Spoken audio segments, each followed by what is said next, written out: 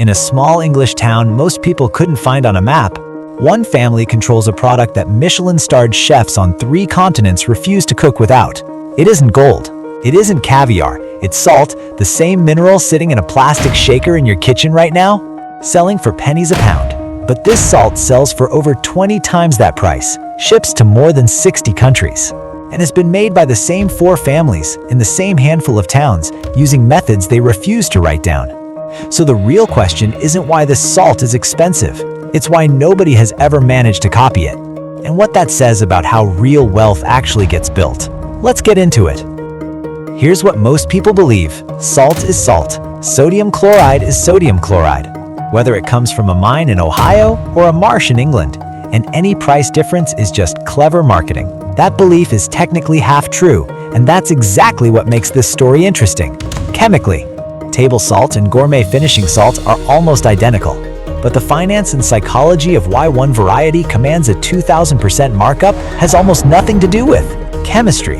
It has to do with something economists call artisanal scarcity, value created not by how rare an ingredient is in nature, but by how rare the knowledge to produce it correctly actually is. And nowhere is that clearer than in the story of Britain's most famous salt family, who built a business empire out of literally boiling seawater, a process anyone, in theory, could replicate. The story starts in 1882 on the banks of the Blackwater Estuary in Essex, England. A local business began harvesting salt the way coastal communities had done for nearly 1,000 years, flooding shallow pans with seawater and letting nature do the work. What made this operation different wasn't the location. It was the family that took it over a few decades later and never let go. 4 generations, 1 bloodline, over 140 years.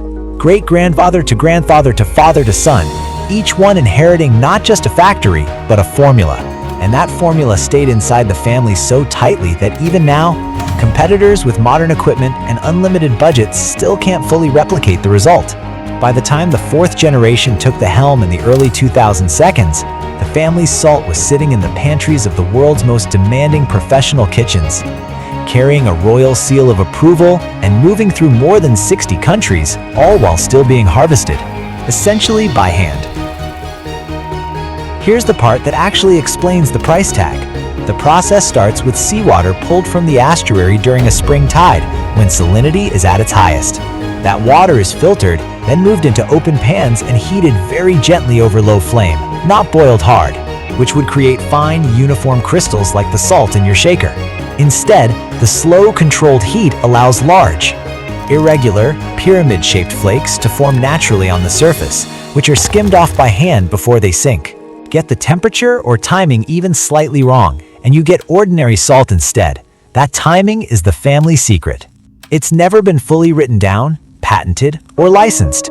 It's taught the way a craft is taught, by standing next to someone who already knows for years until you feel it rather than measure it. This is the piece most business breakdowns miss. The real asset here was never the seawater. Seawater is free and infinite. The real asset is tacit knowledge, expertise that can't be copied from a spec sheet, can't be reverse engineered from a lab report, and can't be stolen in a single visit. It can only be inherited. That's what turns a commodity anyone can access into a product almost nobody can replicate. And in markets, uncopyable products are the ones that hold pricing power for a century instead of a single sales cycle. Now here's the number that should genuinely surprise you.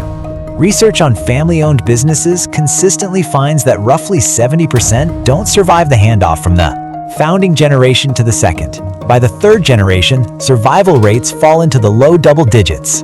By the 4th, it's closer to 3 or 4%, which means what this salt family actually pulled off is statistically rarer than the salt itself. They didn't just protect a recipe, they protected it through inheritance disputes, industrialization, 2 world wars, supermarket consolidation, and decades of private equity firms circling artisanal food brands looking for a buyout. And that refusal to sell is the real financial lesson hiding inside this story. Every generation had a version of the same choice: cash out for a life-changing sum, or keep compounding a smaller, harder-to-scale asset that only they knew how to run. Every generation chose to keep compounding it. That's not a coincidence. It's the same principle behind long-held equity positions, closely held businesses, and any asset where patience, not speed, is what actually builds the fortune. So what do you actually take from a 200-year-old salt company? Not that you need a secret family recipe.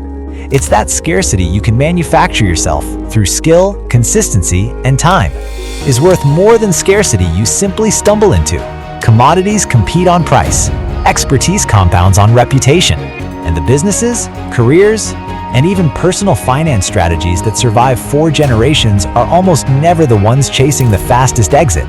They are the ones willing to look boring, stay private, and let time do the compounding. The same slow heat that turns ordinary seawater into something the whole world pays a premium for. If you want more breakdowns like this, where an everyday product hides a genuinely surprising money lesson, subscribe. Because next week, we are taking apart a business that's even harder to believe. A company that got rich charging people to wait in line. Drop a comment. Would you turn down a buyout offer to keep a family business exactly as it's always been? I'll read the best ones.